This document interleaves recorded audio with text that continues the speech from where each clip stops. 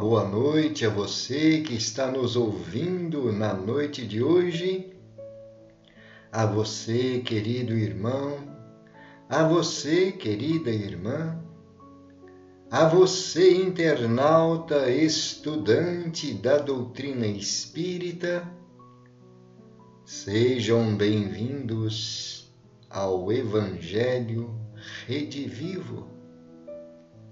Estamos estudando a biografia dos apóstolos. São detalhes importantes, aquilo que nós poderemos conhecer na historiografia desses missionários da Boa Nova. E então, nós aqui estamos procurando compreender um pouco mais para que nós possamos nos posicionar junto ao ambiente em que eles vivenciaram, para nós termos uma noção do que era, naquela época, o seguidor de nosso Senhor Jesus Cristo. Aquele que tem por missão ou por necessidade compreender os ensinamentos, caminhando nas pegadas do Mestre. Não é assim? E então, meus irmãos e minhas irmãs, estamos felizes. Vamos fazer uma prece, confiantes em nossos espíritos amigos, mentores espirituais, para que nós tenhamos o melhor aproveitamento possível do estudo da noite. Vamos elevar nossos pensamentos. Senhor, nós aqui estamos, felizes e esperançosos nestas lições, nestes ensinamentos que irão nos ajudar a ter a compreensão dos teus ensinamentos, aquilo que nós necessitamos para mantermos perseverantes na busca do conhecimento e da prática destas lições do Evangelho. Que a tua luz possa estar conosco em nossos pensamentos e que a tua paz possa permanecer em nossos corações. Obrigado, Senhor Jesus. Assim seja.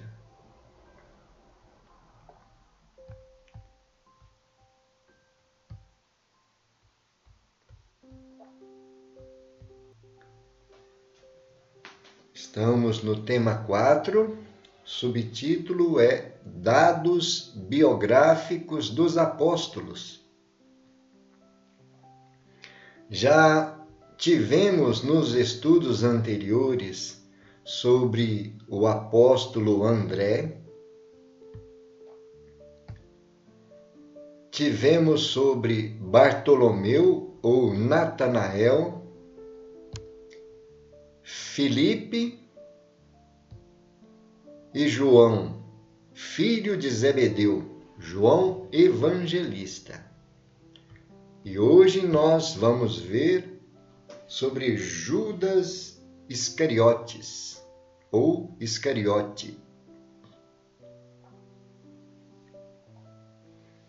As referências evangélicas sobre o apóstolo são Mateus, capítulo 10, versículo 4, Marcos, capítulo 3, versículo 19, Lucas, capítulo 6, versículo 16, e em João, capítulo 12, versículo 22, Atos dos Apóstolos, capítulo 1, versículo 16.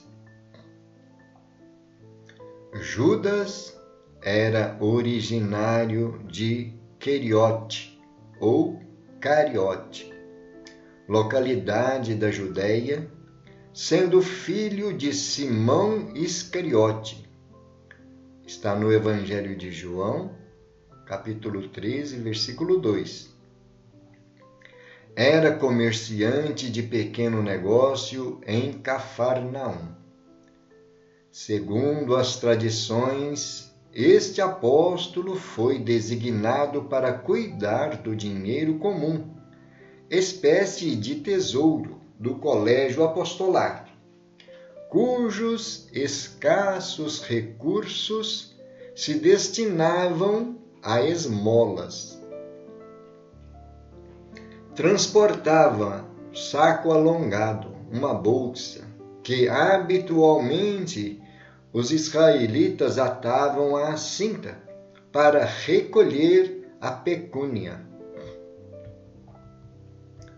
Está como referência no Evangelho de João, capítulo 12, versículo 6, e capítulo 13, versículo 29. Judas foi efetivamente um discípulo iludido, que cometeu o grave equívoco a despeito de muito amar Jesus. Conviveu próximo ao mestre nazareno, mas não teve capacidade para perceber os valores espirituais aos quais o Evangelho se reportava, ou não teve a necessária força moral para se libertar do poder e das vantagens transitórias do mundo.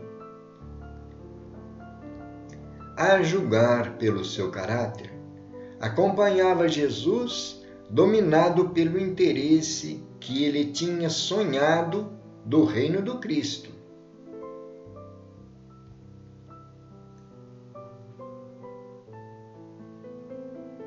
Judas deixou-se conduzir pela embriaguez de seus sonhos ilusórios, entregaria o mestre aos homens do poder, em troca de sua nomeação oficial para dirigir a atividade dos companheiros. Teria autoridade e privilégios políticos. Satisfaria as suas ambições aparentemente justas, a fim de organizar a vitória cristã no seio de seu povo. Depois de atingir o alto cargo com que contava, libertaria Jesus e lhe dirigiria os dons espirituais, de modo a utilizá-los para a conversão de seus amigos e protetores. Esta referência está no dicionário da Bíblia. O mestre, a seu ver, era demasiadamente humilde e generoso para vencer sozinho entre a maldade e a violência. Em outra oportunidade, irmão X, Humberto de Campos, assinala algumas características da personalidade de Judas, que possivelmente justificam a forma como agiu em relação a Jesus. Não obstante amoroso, Judas era, muitas vezes, estouvado e inquieto. Apaixonara-se pelos ideais do Messias e, embora esposasse os novos princípios, em muitas ocasiões surpreendia-se em choque contra ele. Sentia-se dono da Boa Nova e, pelo desvairado apego a Jesus, quase sempre lhe tomava a dianteira nas deliberações importantes. Foi assim que organizou a primeira bolsa de fundos da comunhão apostólica e, obediente aos mesmos impulsos, julgou servir à grande causa que abraçara, aceitando a perigosa cilada que redundou na prisão do mestre. Apesar dos estudos renovadores a que sinceramente se entregara, preso a conflitos íntimos que lhe caracterizavam o modo de ser, ignorava o processo de conquistar simpatias. Trazia constantemente nos lábios uma referência amarga, um conceito infeliz. Esta referência nós encontramos no livro Boa Nova. Me parece que é capítulo 24, A Ilusão do Discípulo.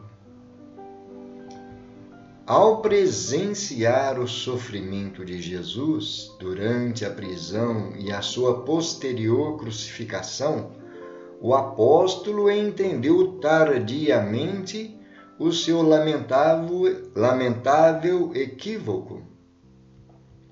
Desse momento em diante é que Judas começou a compreender o caráter essencial da missão de Jesus e, sinceramente arrependido, confessa publicamente o seu crime. Mas era tarde.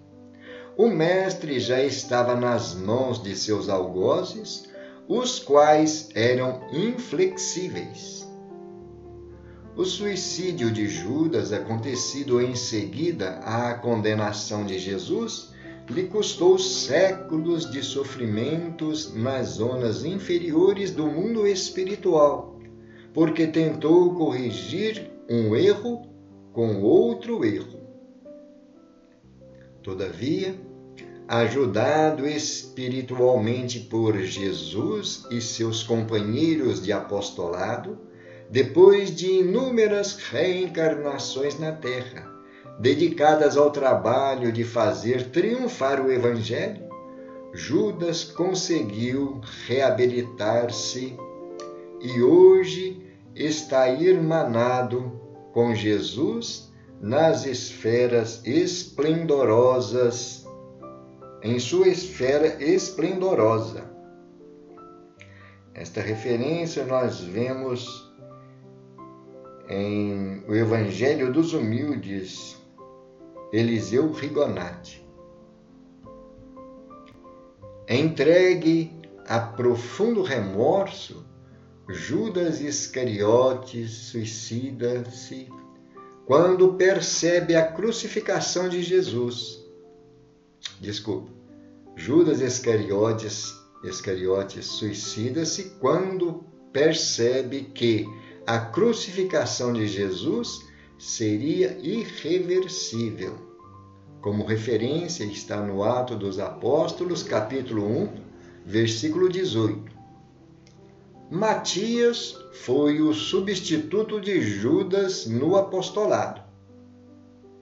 Nada sabemos nos primeiros tempos sobre Matias, senão que ele foi um dos 72 discípulos que o Senhor designou e enviou 2 a 2, adiante de si a todas as cidades e lugares que pretendia visitar. E esta referência nós temos em Caibar Chútil, Vida e Atos dos Apóstolos.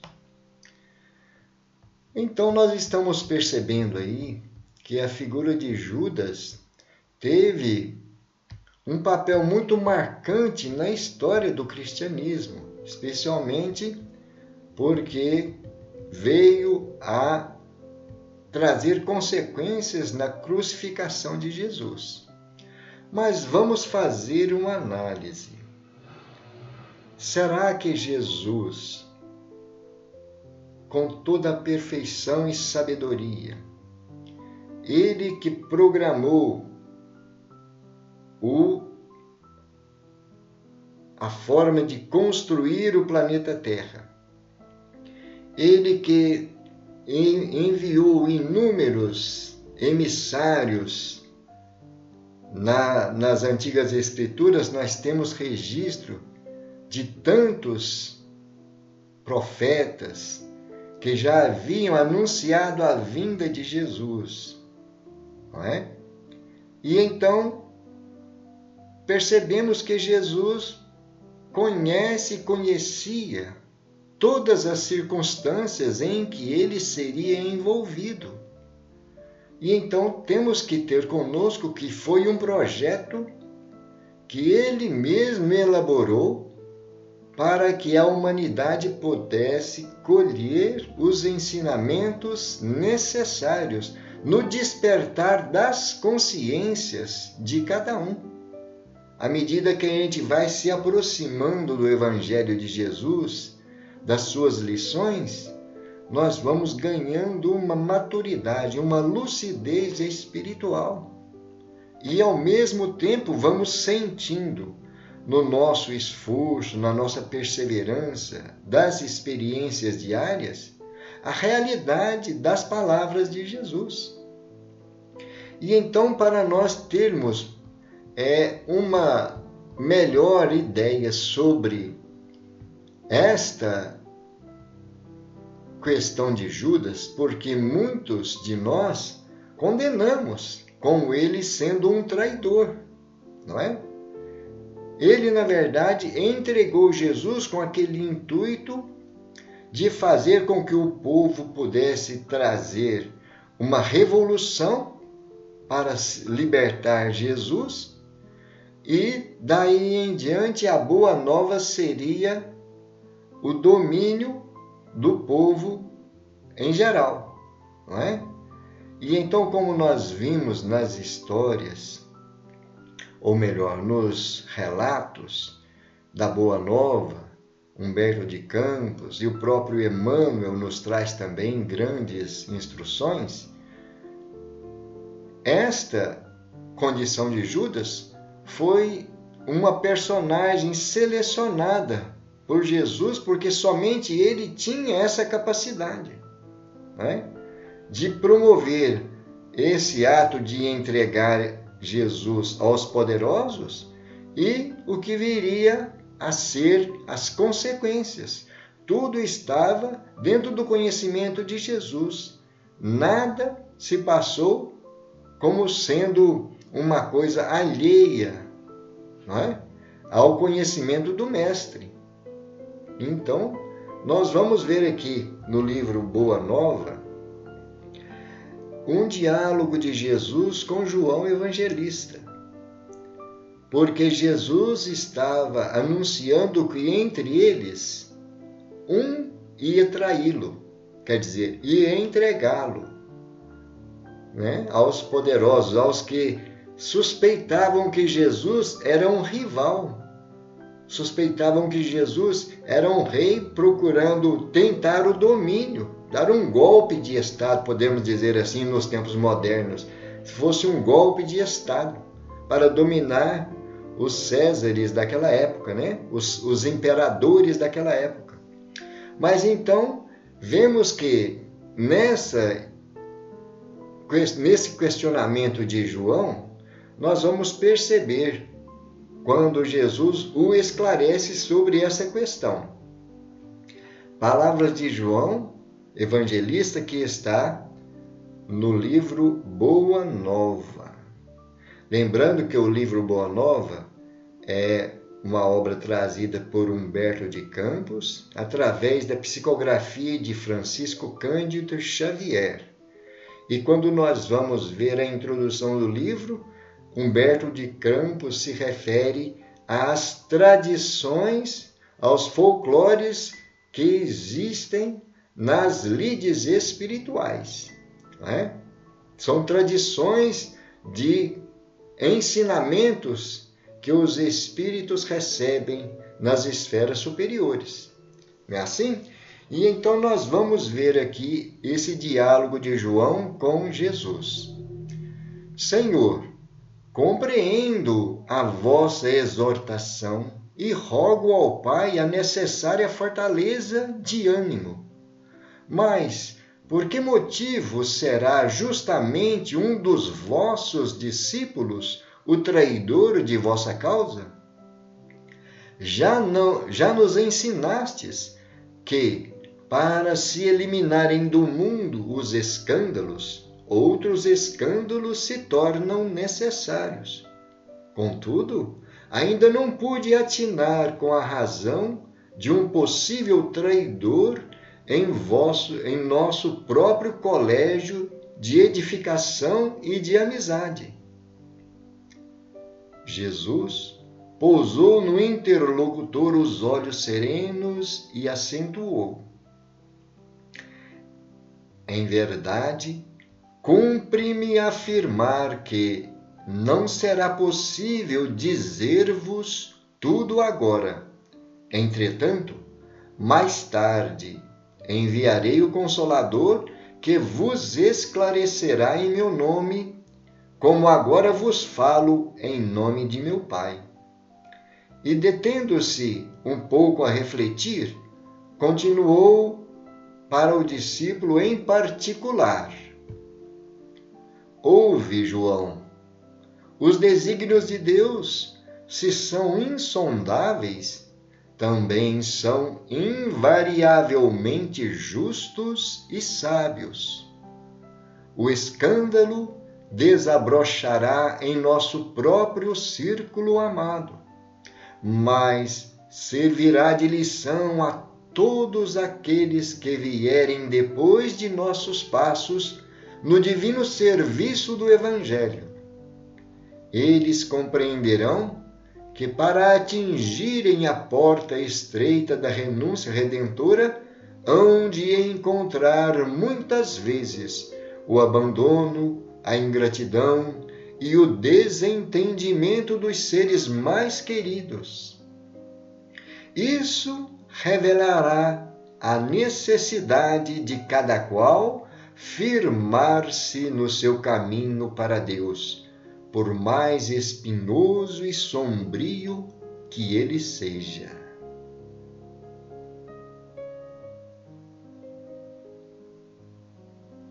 O apóstolo impressionara-se vivamente com as derradeiras palavras do Mestre e passou a meditar sobre os seus ensinos.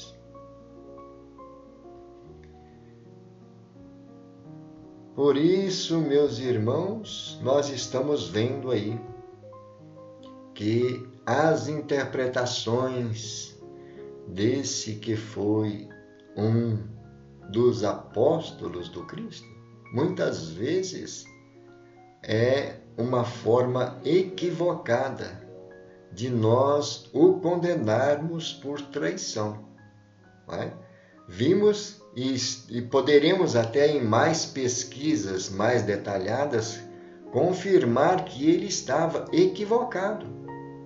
Não é? O próprio título do capítulo no livro Boa Nova, capítulo 24, traz como a própria condição de Judas, a ilusão do discípulo.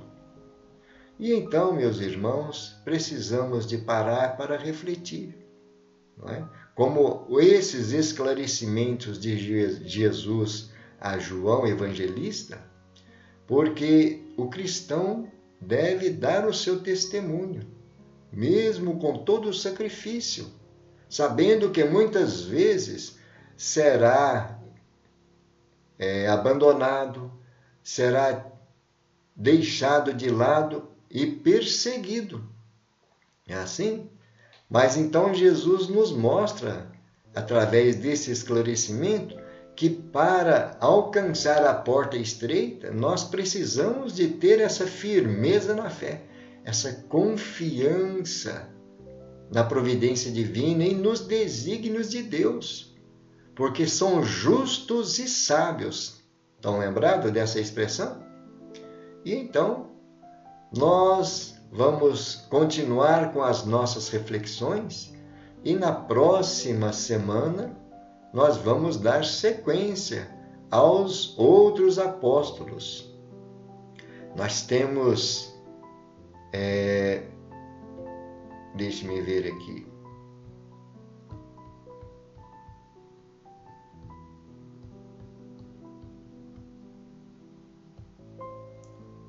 Judas Tadeu, que é o próximo que nós vamos refletir sobre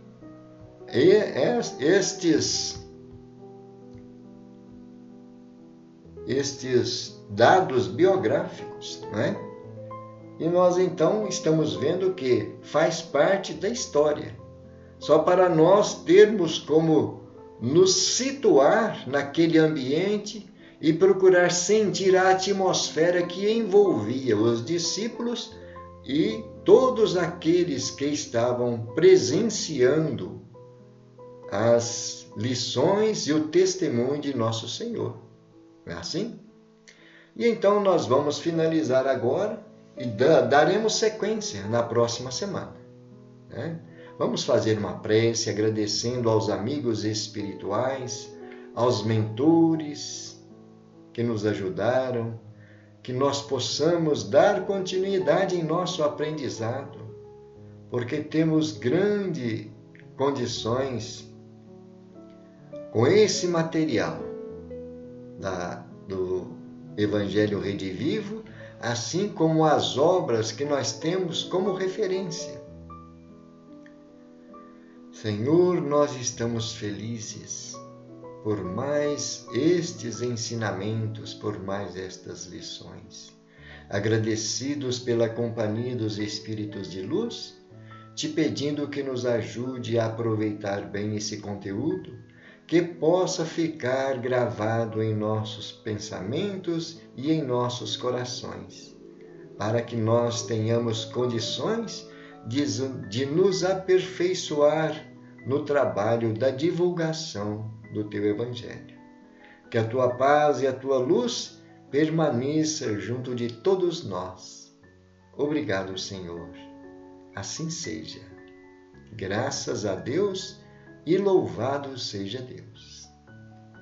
Meus irmãos e minhas irmãs, finalizamos aqui então mais um momento de estudo do Evangelho Redivivo, mas sempre lembrando que esta leitura é somente para nós começarmos a despertar para a busca desse conhecimento que é constante.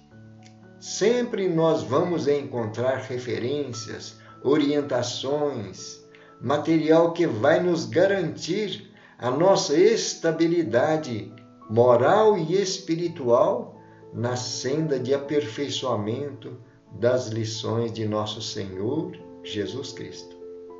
Fiquem todos com Deus, muita paz. Até a próxima. Gratidão a todos.